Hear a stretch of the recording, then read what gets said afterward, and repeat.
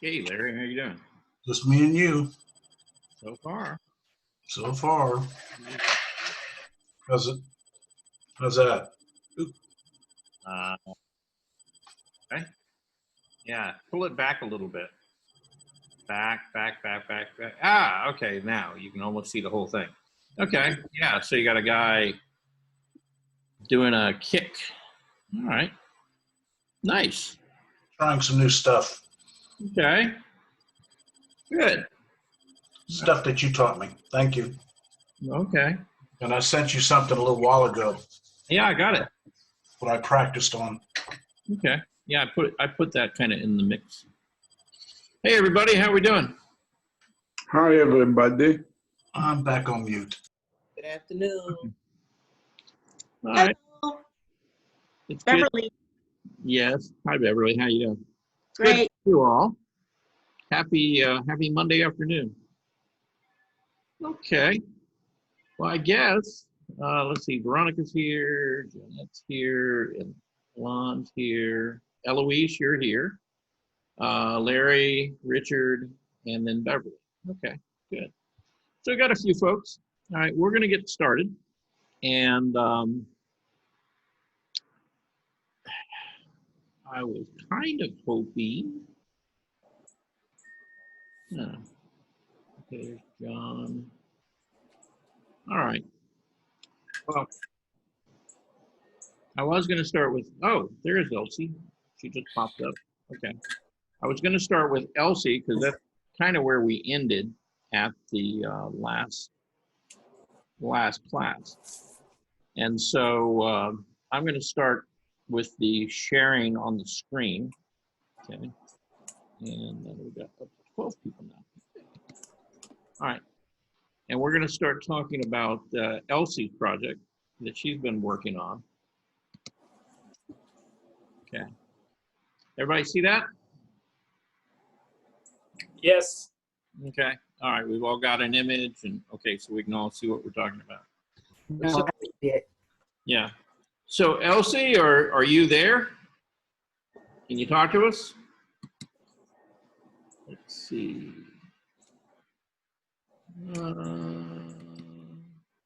There she is. All right. Whoop.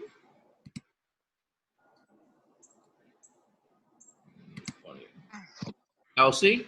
Yes, I'm here. Oh, okay. All right, good. All right, so can you see your cards? Yes. All right, so do us a favor and tell us a little bit about what you're doing and all that fun stuff. Well, it was pay forward day, and I got all this money from Trump, and I really didn't need it, so I thought I would give it to my grandchildren. I have 6 grandchildren, Okay. so I painted them all cards, Mhm. wrote a letter in each one, Okay. and gave them each a check for $200. Okay. I'm sure that they're happy to have that. Oh yeah. Yeah. Now, So that's the story. yeah. I Now, want to check. yeah. Now, how old are your grandchildren? Oh, there. Let's see. 32 is the oldest, and the youngest is 30. No, they're old. Okay, they're adults. Yes. Yeah, they're not like little kids. No. Okay. No. And you said you had 6 grandchildren? Yeah. Yes. Okay. Yes. And I see 5 cards, so we're missing a card here. I sent one off already. Ah, okay. All right. Yeah. So we got out the door before we got. All right. Yeah. So tell me a little bit, okay, about why you picked this particular subject to do cards on. I love birds. Okay. I collect catalogs. I collect books. Anything Mm-hmm. that has birds in it. Okay. All right. Okay. So while you're, okay, I'm going to thumb through these real quick, the 5 images that I've got so people can see them more clearly, okay? Okay. One at a time. Okay. So are these supposed to be particular, I mean, they seem like they're particular species of birds, things like that. Right. So when you painted these, were you looking at like a photograph of them, you know, like a calendar? Or yeah, a calendar or a birthday card, Okay. everything. Yeah. All right. So there's one. And I like this one a lot because of the complementary contrast, the really bright red bird against the green background. Oh, that was my least favorite. That really? Okay. Yeah. All right. I like this one as well. You know, the yellow and the black are real strong. Yeah. I have one suggestion on this one, and What? you may have done it. It's kind of hard to tell. These grays, you know, on your branches and things, Yeah. if you were going to repaint that at some point in time, you know, I might think about putting a little more violet in those grays. Yeah. Again, because it's a direct complement to the yellow. Yeah. There was more violet Mhm. in the photo, but I thought it couldn't get it. Oh, okay. All right. And then you've got blue jays. Yeah. Okay. Yeah. Now, you know, again, you know, you left the background white on this. Yeah. Yeah. And I mean, and I'm not talking about like a really bright, strong color, but you could have maybe put just a very pale orange back there that's slightly muted. And again, Yeah. it would really set that blue off. Really. Mhm. Okay. Yeah. Oh, okay. Here, let's do this. All right. And then we have hummingbirds. Yes. Okay. Again, you know, it's a nice composition, nice movement. You know, the color is pretty nicely done. And then the final one. Now, these are doves. Yes. Okay. Yeah. Okay. And again, you know, this one has a very different feeling from the rest of them, you know, because you've added, you know, so much of the environment in around it.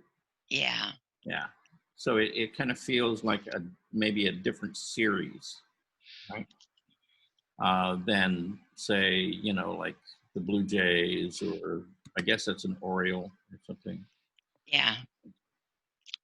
See, these are a little more graphic and kind of simple, you know, and then this one, you know, you put the sky and then you put like, I guess that's some brick or something and a cap Yeah. to like a post or a wall or something, and they're sitting on it. Mhm. So you see, you include a lot more of the environment in that, you know. And if I were going to do these, or I were going to do a series of pieces, you know, Yeah. one of the things you want to consider is, you know, how do I get a kind of a consistent look all the way across? Okay. Yeah. All right. So, but yeah, nice job on those, you know. Thank you. Thank you. All right. So now we're going to pick on Eloise. Eloise, you ready for me? Okay. Let's No. okay, let's unmute Eloise here so we can hear her. Yes, I'm ready. All Charles, right. this is Janetta. I can't see any of your shares. You can't. No, I just see you and all the class members. I can't see her. I didn't see her cards. Really? Huh. Okay, here. Let's stop this. And we'll go back and I see you. Okay. Yeah. And let's try it again. Okay. Let's go screen share.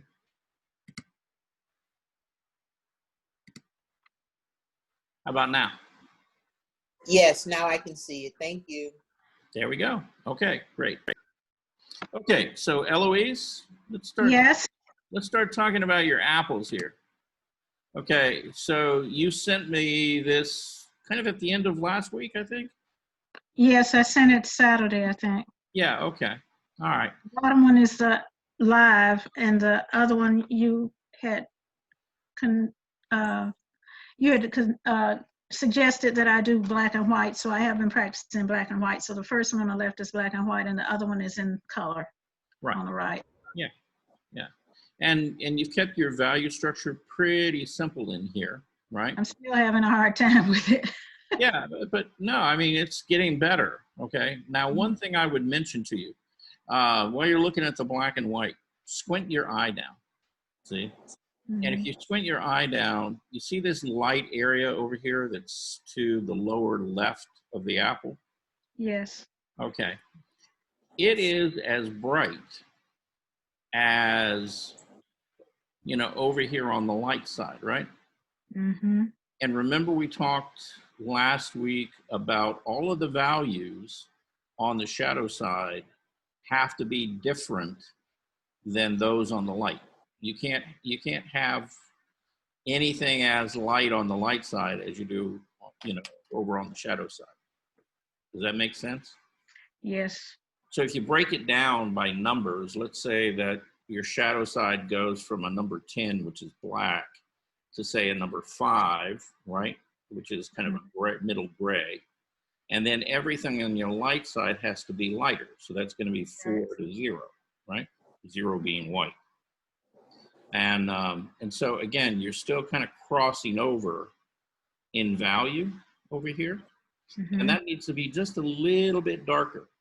Okay. Okay. And if you look at the actual apple, okay, you know, you see a little bit of light there, Mm-hmm. but it's not, if you squint your eye down, there's really very little difference in value over here, you know, versus the side that's getting the light, right? Right. Okay. And that's where squinting your eye down, you know, rather than just looking at something. I mean, you know, when we just look at objects, we see a lot of different things. And reflected light, when your eyes are just wide open and you're looking, you begin to kind of think about it, look at it, you know, sometimes it looks brighter than it really is. And that's why you need to squint your eye. And if you squint your eye down, then those values will, you know, make themselves pretty apparent. And you'll see that everything clearly on the shadow side is going to be darker than anything on the light. And even, you know, even if this apple, like we're bright yellow right here, you know, because it's on the shadow side, it really wouldn't look that light because it really is on the shadow. Okay. Okay. And the same thing is true with white. Like, well, you know, for example, the paper that this apple is sitting on, right? We would say that that paper is white, though it really isn't. There is no such thing as white other than light sources. But, you know, we would call it white, and look at how dark, you know, the shadow is. Mm-hmm. See, and we think is white or white as being like this really, really light, you know, value, right? And so when no light gets to that, or very little light gets to it, it can really get quite dark, right?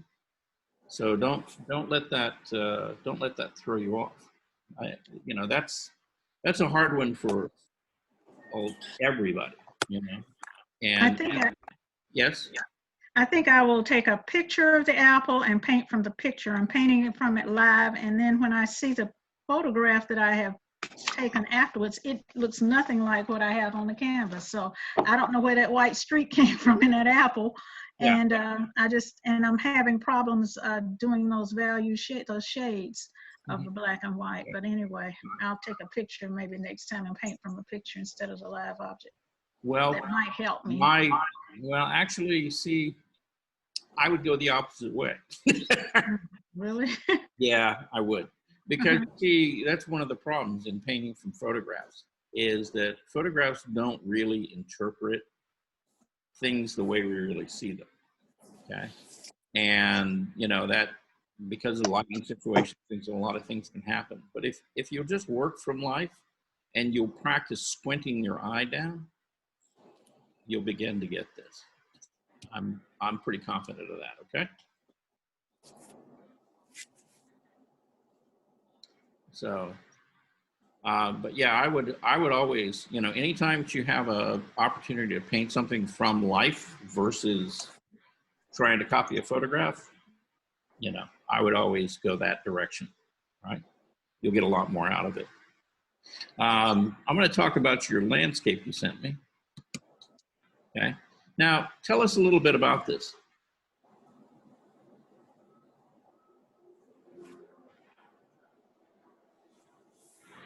Eloise, are you there? We can't hear you, Eloise. No, we can't. Let's see. Let's see if we can find her and unmute her. Maybe she got muted. Oh, there she is. Oh, Eloise, can you talk to me? It says that you're unmuted. Evidently, we have audio trouble. Okay. All right. Okay. Eloise, can you talk to us? Unmute audio. Okay. Are you there? I see her, but it seems like her computer froze up or something. I don't know. All right. Like it's frozen. Yeah. Yeah. Eloise, when you come back, we'll talk about your painting, okay? All right. Let's move on. Let's go up to, let's look at, oh, Eloise, you there? Oh, okay. All right. Evidently, she's having audio trouble or something like that. All right, let's see. Where did it go?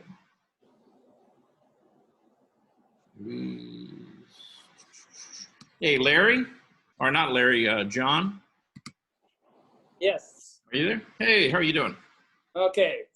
Okay. Wanted to talk about these. You had sent me, and you weren't here this morning. No. But what I did is I took the original photograph that you sent me, and you sent me, I think, about 4 or 5 copies of this. Yeah. The first one I painted that tree on the far right edge that angles in. Uh-huh. I had that very dark, Mhm. and this is my second attempt where I lightened it. Okay. All right. So you had made a change to it? All right. Right. So that's this is what it looks like now. Okay. All right. Well, I was fussing at you this morning a little bit. Oh, really? Okay. Yeah. Yeah. It was, Yeah, even though you weren't here. So, and what I was talking to everybody about is when you try to photograph these with your phone or anything else for that matter of fact, try to square it up, you know, in the frame of your phone so that when you take a photo, it's not distorted, okay? Because, you know, this is not really rectangular or square looking. right. Right. So really try to line it up in your camera. And what I ended up doing was I ended up taking your image that you had sent me, and I ended up putting it into Photoshop and distorting it to try to get it to look square. And so the one on the bottom is just, you know, the revision Okay. I made. Okay. Okay. But, you know, it's easier to see them and you know, get a sense of really what the piece is like if you'll just take a little extra time just when you're photographing them. And there's really two. Unfortunately, I'm not the one taking the picture. It's a friend of mine in Wisconsin. Oh, okay. I So, see. Yeah. So when you're saying I'm saying taking a picture of the artwork. Oh, taking a picture of the artwork. Oh, okay. Yeah, yeah. I'm talking about the artwork. I'm not talking about. Oh, okay. No, not the original. Okay. Okay. Yeah. Now I got you. Yeah, I'm assuming that you're the one taking the picture of the artwork. Yes, that's me. All right. Okay. So at that point, you know, there's two things you really need to consider. All right. One, you know, put it up on something so that it's really flat. And number two, have really, really good light and square it up in the frame. So I guess that's three things really. Mhm. And you'll get a better photo of it, and it will be more representative of the work that you're doing. Okay. Okay. But in looking at the image itself, okay, and I'll blow this up a little bit, we can talk about it, you know. Whoop. All right, well, there it is. Okay. Most of this is working really well. You know, all the trees and things all feel like they're coming forward. And you really don't have a lot of background. You got a horizon line. You seem to have some, you know, mass Right. land back there. And that's sitting back for you, okay?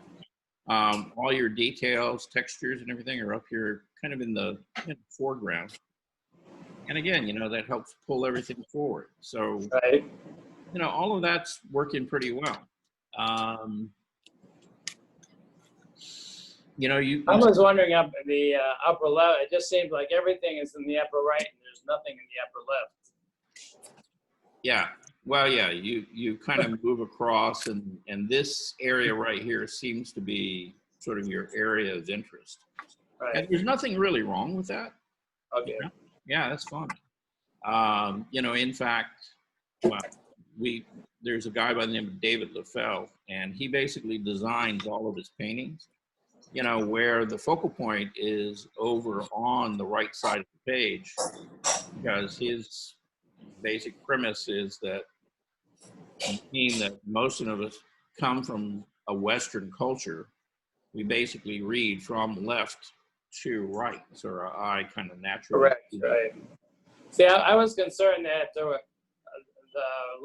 movement of the picture took you right off the page instead of bringing you back in, that's why I put the birds up there, Uh-huh. thinking that your eye might roam around to that little treetop on the lower left and up to the birds and back around to the trees. Mm-hmm. Yeah.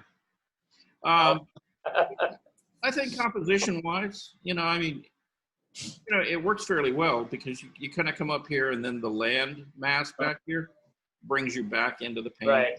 and back around. Now, the only comment, you know, I guess that I would say, you know, critical comment would be that you're trying to get too kind of busy and detailed with all of those trees, you know, and all the little Okay. trees. Right. You know, simplify it. You know, you don't have to put them all in. You know, if you just indicate a few of them, Right. you know, you'll get the idea that there are smaller branches. Okay? Right. You know, as it is right now, it's kind of stretchy, you know, and, you know, it's just a little bit overworked. And so, again, if you just simplified those, you know, then Yeah, I noticed that, and I tried to go back, but I found it difficult. I tried just to lift the paint on with just water and the brush and that, but I couldn't really lighten them too much or change it too much. Yeah. Okay. Yeah, it might be, you know, it might be the paint you're using. It also might be, you know, the paper, you know, doesn't really allow you to, you know, work it as much. Right. Yeah, it's not the best grade paper. Yeah. But, you know, again, you know, it's a learning process. And, you know, what you could do is, now that you've done this, maybe go back and do it again, but be a little more selective about where you focus. And, you know, also think about controlling your color so that your brighter color is really kind of in your focal point area. And then everything else out here begins to kind of fall off and soften or mute. Okay. Okay. There was a guy I took classes with when I was really, really young. His name was Milton Lenore, and he was basically teaching me how to paint with acrylics. And Milton's style was such that, you know, everything, it was what they call a vignette. And so what he would do is his focal point would be kind of floating out there on the canvas.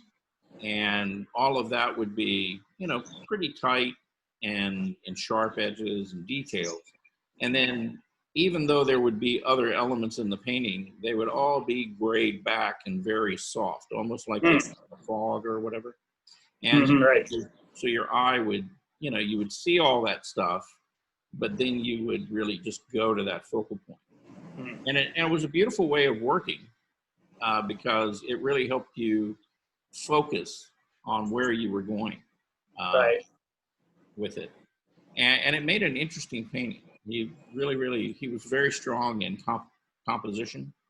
And mainly what he painted was like these, you wouldn't really call them seascapes, but they were like these shoreline, like boathouses and boat docks and stuff like that.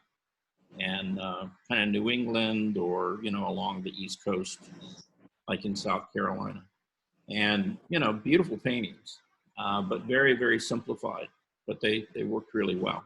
So. That's the issue I was having. This is a high bluff that's almost straight down that the lake is, erosion is taking away the land and the trees, and they're all falling in. And the green in the front is like basically the top part of the, and then go, and I had trouble getting it, make it look like that was an edge looking down. Well, and it may be, if that's really the case, and this is a lot higher and closer to us, then leaving this with the contrast that you have, but then all of the stuff, including the tree and the water, even if it is a dark tree, it may not be as dark as you've made it. Again, lowering the contrast, making it move backward. Okay. Yeah, same with these, right? Okay, so that green-like area would be darker and the tree would be a little bit lighter than that. Well, no, the greens here are fine. And okay. Back here, a lot of the contrast would have to kind of come down. So instead of like real strong darks, in your greens and, these trees and stuff. I went over the dark to try to make it pop forward. Right. Yeah. But, and it did. Yeah. Maybe a little, for what you're talking about, maybe a little bit too much. See? Right. Because if this is much closer to us than this, right, then why is this so dark? Right. Yeah, as it moves back, it's not going to be as dark if it's further away. Okay. Okay. Thank you. So yeah, it's kind of controlling those values. That's what I'm trying to work on. Yeah, I know we all are. That's the ongoing struggle for everyone. Values are, it makes sense, but they're not easy. So. Right. Speaking of values, let's talk about Larry. So Larry just sent me this. This is a still life that he's been working on. And, you got a nice start on it, Larry. The thing I would say about this, and I'm assuming you're not finished with it. Well, tell me what to do more on. Well, okay, it's kind of like when we were talking about Eloise's apple, right? And when you've got a round shape, which this is a sphere, like right? Yeah. Or a cylinder. Yeah. Okay? You're going to have not 2, not 3, but 5 different values. Okay? This hot. To make them turn, right? If you don't have those 5 values, then it's going to flatten out on you. And disappointed, Charles. You're disappointed? Yeah, the camera is not picking up what I'm looking at that I did. Oh, okay. That's disappointing. I need a better camera. I see. Okay. Well, yeah, I'm looking at it on the screen. You're getting darker and stuff, and that's good. But here's the issue. Let's talk about from the edge of this sphere to the other edge over here. Okay. Now, if you think about this, you have to have 5 values, right? So if you look right along here where you've divided the light on this side, versus the shadow on this side, right? You've basically got two values in that area. Yeah, I see that. Yeah, one for the light, one for the shadow. Okay. Now you need three more. We will. So the thing is, and this is the thing that's kind of unexpected, is that if you look right along where the light and the shadow meet, okay, you're going to have your darkest dark on that sphere in this area, right along the edge of that shadow. And then you're going to have the rest of the tone, which is the shadow. And this is this edge right here is what we call the core shadow. It does two things. One, it tells us where the light and the shadow meet and what the form of the object is, because it will follow the form of the object. And so that core shadow, making this darker, now I said making it darker. I didn't say make it black, okay? It's a light colored object, so on a value scale, I would say it's probably maybe a number 4, maybe a number 5, okay? And that's as dark as it's going to get. And this is about a number 3. And then over here, you've got white, right? So you're going to have to find, what we call a transitional tone. And it's not going to be that light on this edge. So it's going to have some tone, probably about a number 2 or number 3 value. And so it's going to go from about a number 2 to a 3 to a 1 to a 0, which is the highlight somewhere along here. And then you're going to go to a number 5, let's say, and then overall maybe a number 3 or 4, right, on this side. And maybe, well, if this is a number 4, you might have a number 3, somewhere down here as a reflected light from the tabletop, the book, something like that. That's kind of what you would expect to see on a sphere. Okay. So you really take your time, really look at those objects carefully. And you got a value scale that I sent you, right? Yes, I do. Okay. Yeah, if you can print that out, get that out and really look at it and compare that value scale to the image that you're looking at and try to figure out what those values really are. Okay? I'll go back to my closet and work on it. Okay. You're working you're a closet artist? Well, aren't we supposed to be indoors? Well, yes, but you could be out on your back porch or something like that if you wanted to. I'm not seeing the share, Charles. Oh, okay. Well, let's do this again then. All right, let's see. Gotta unmute him. Let's see. Charles, I can't see the cards. Wanda, we can't hear you. Eloise. Oh, okay. And John's, okay, don't see the share. All right, let's go back and, all right, let's see if we can share this again. And,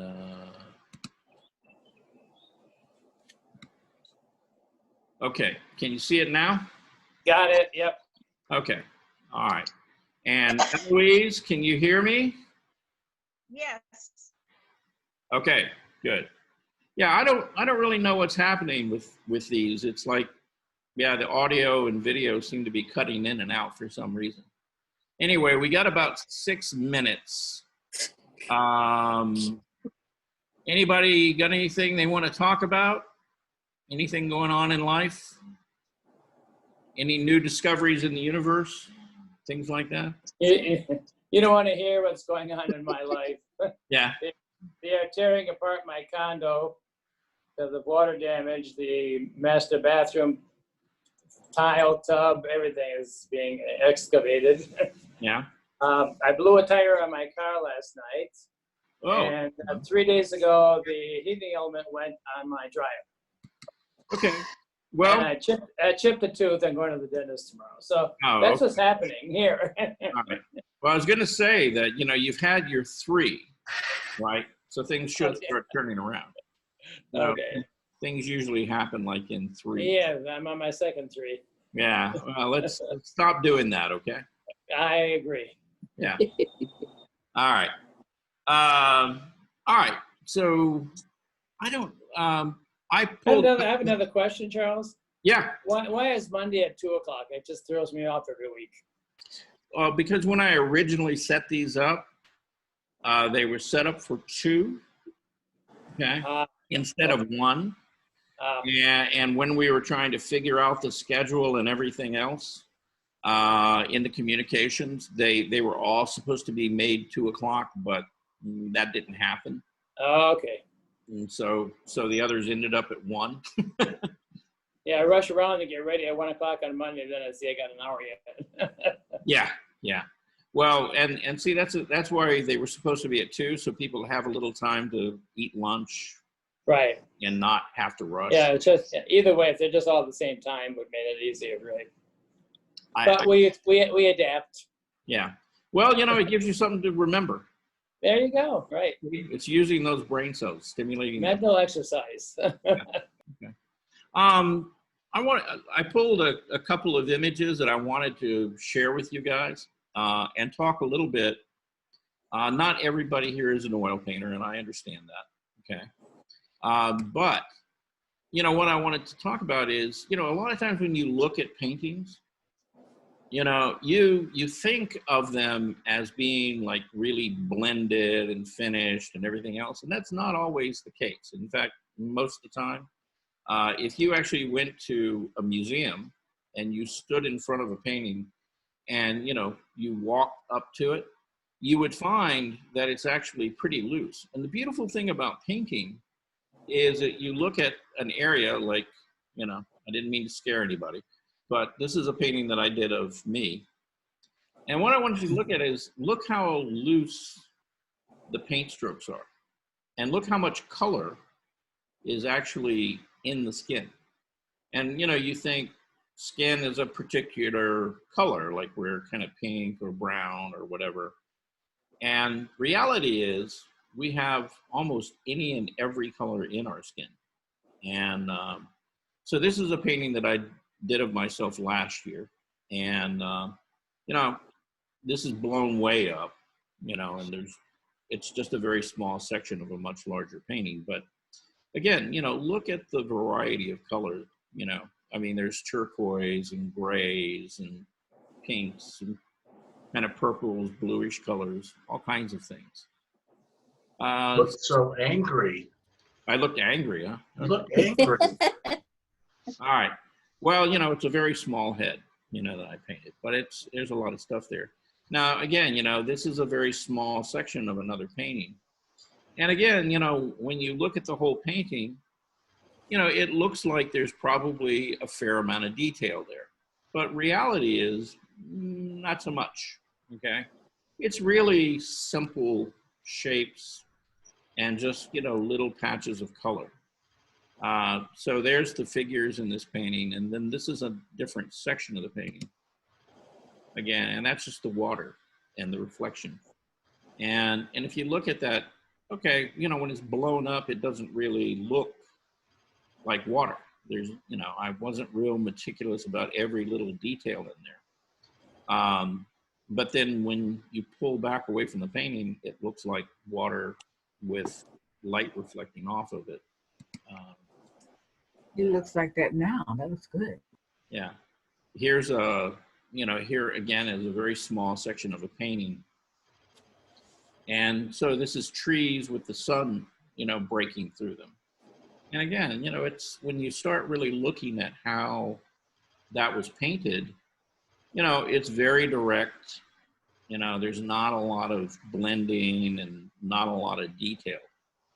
And, one of the things that I wanted to kind of push you guys on a little bit is when you're doing your work at home, try to simplify things. Try not to get yourself caught up in all the little nuances and details that you see, and try to begin to simplify those things. Like there's one little flower out of a painting that I did.